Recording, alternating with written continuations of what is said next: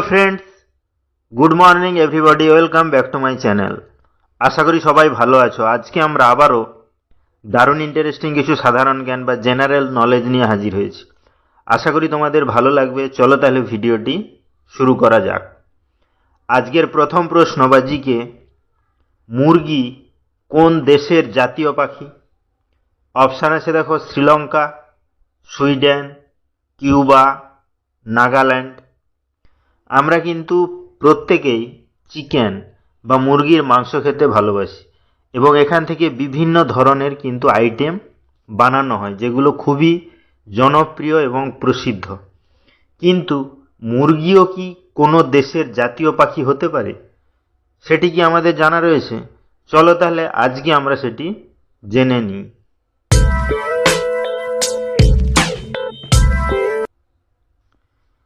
এখানে সঠিক অ্যান্সারটি হবে শ্রীলঙ্কা। অর্থাৎ শ্রীলঙ্কার জাতীয় পাখি কিন্তু মুরগি। এবং এর সঙ্গে আরেকটু বলে রাখি, শ্রীলঙ্কার বনাঞ্চলে পাওয়া যায় যে মুরগি তাকে কিন্তু জঙ্গল ফাউল বলে বলা হয় এবং সেটিই কিন্তু ওই দেশের জাতীয় পাখি। তার দৈর্ঘ্য প্রায় 35 সেন্টিমিটার মতো হয়ে থাকে এবং ওজন 510 থেকে কিন্তু 640 গ্রাম পর্যন্ত হয়ে থাকে। নেক্সট কি আছে দেখো, আজকের 2 নম্বর প্রশ্নবাজিকে, বিশ্বে সবচেয়ে সুন্দর ফুল কোনটি? অপশান আছে দেখো, গোলাপ, কেওড়া, চামেলি, পদ্ম। ফুল বা ফ্লাওয়ার্স কিন্তু খুবই ভালো লাগে এবং ফুল বা ফ্লাওয়ার্স বিভিন্ন কাজেও আমাদের লেগে থাকে এবং গাছে ফুল ফোটা বা ফুটে থাকা অবস্থায় সেটি কিন্তু দেখতে সবচেয়ে সুন্দর লাগে। তার জন্য আমরা কিন্তু বাড়িতে বা যেখানে হোক ফুলের বিভিন্ন ধরনের বাগান দেখে থাকি। কিন্তু এমন কি কোনো ফুলের নাম আমাদের জানা রয়েছে যে ফুল বিশ্বে সবচেয়ে সুন্দর? চলো তাহলে আজকে আমরা সেটি জেনে নিই।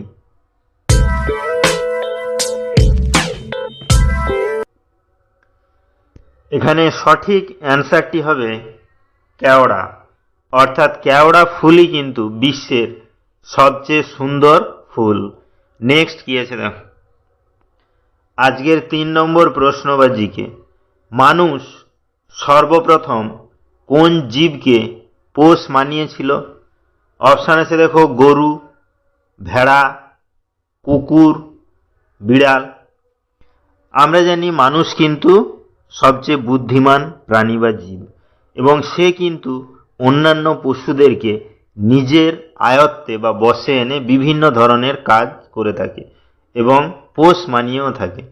তাহলে এমন কি কোনো পশুর নাম আমাদের জানা রয়েছে যে পশুকে মানুষ সর্বপ্রথম পোষ মানিয়েছিল? চলো তাহলে আজকে আমরা সেটি জেনে নিই।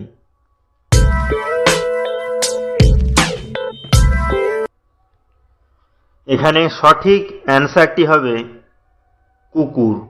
অর্থাৎ কুকুর এমন একটি প্রাণী বা জীব যাকে কিন্তু মানুষ সর্বপ্রথম পোষ মানিয়েছিল।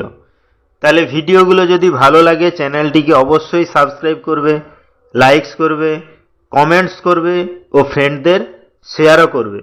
কারণ প্রতিদিন এইরকম ইন্টারেস্টিং ভিডিও পেতে গেলে চ্যানেলটিকে অবশ্যই সাবস্ক্রাইব করতে হবে। নেক্সট কি আছে দেখো, আজকের 4 নম্বর প্রশ্নবাজিকে, সাদা হাতি কোন দেশে পাওয়া যায়? অপশান আছে দেখো, নবী দেশ, ভারত, পাকিস্তান, থাইল্যান্ড। আমরা কিন্তু বিভিন্ন সময়ে হাতি দেখে থাকি। সাধারণত ফসল ওঠার পরে হাতিদেরকে তার মাহুতরা সঙ্গে করে নিয়ে আসে বিভিন্ন ধরনের শস্য নেওয়ার জন্য, যাতে আমরা সেখানে হাতিকে দেখে থাকি। সাধারণত হাতির কালার কিন্তু ব্ল্যাক এবং ব্রাউন হয়ে থাকে। কিন্তু এমন কি কোনো দেশের নাম আমাদের জানা রয়েছে যে দেশে সাদা রঙের হাতি পাওয়া যায়? চলো তাহলে আজকে আমরা সেটি জেনে নিই।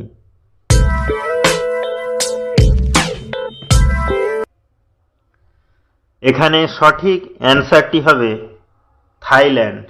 অর্থাৎ থাইল্যান্ডেই কিন্তু শুধুমাত্র সাদা হাতি পাওয়া যায় বা দেখা যায়। নেক্সট কি আছে না, আজকের 5 নম্বর প্রশ্ন বা জিকে, ভারতের উত্তরতম বিন্দুর নাম কি? অপশান আছে দেখো, ইন্দিরা কোল, কার্গিল, জম্মু কাশ্মীর, সুয়েজ খাল।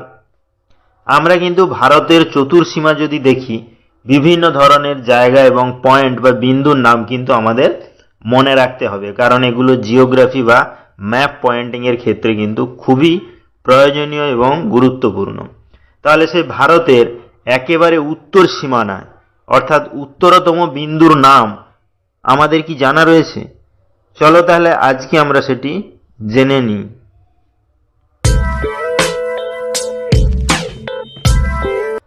এখানে সঠিক অ্যান্সারটি হবে ইন্দিরা কোল, অর্থাৎ ভারতের একেবারে উত্তরতম বিন্দুর নাম কিন্তু ইন্দিরা কোল।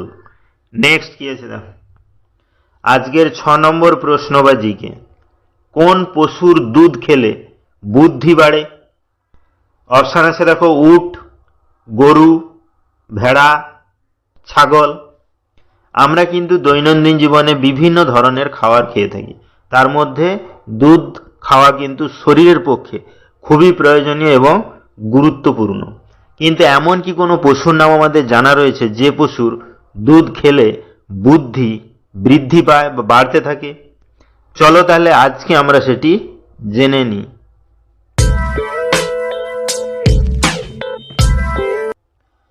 এখানে সঠিক অ্যান্সারটি হবে গরু, অর্থাৎ গরুর দুধ খেলে বুদ্ধি কিন্তু বৃদ্ধি পায় বা বাড়তে থাকে।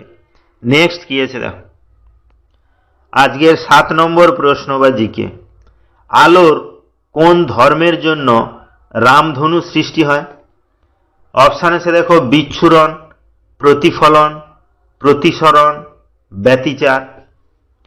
আমরা কিন্তু আলো ছাড়া এক মুহূর্ত কাটাতে পারবো না, সেটা কৃত্রিমভাবে হতে পারে বা সূর্য থেকে যে আলো পাই সেটাতে হতে পারে। তার মানে আলো কিন্তু খুবই প্রয়োজনীয় এবং গুরুত্বপূর্ণ একটি শক্তি।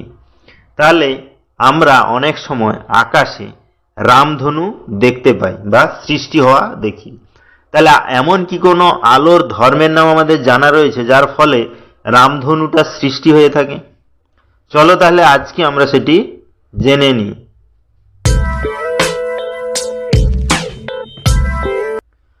তো বন্ধুরা, এই কোশ্চেনটি কিন্তু তোমাদের জন্য। এই কোশ্চেনটির অ্যান্সার যদি তোমাদের জানা থাকে তাহলে অবশ্যই আমাকে কমেন্ট করে জানাবে। তাহলে ভিডিওটি এখানেই শেষ হলো। নেক্সটে আমরা এরকম আরো ইন্টারেস্টিং ভিডিও নিয়ে হাজির হব। ততক্ষণ সবাই ভালো থেকো, সুস্থ থেকো। Thank you.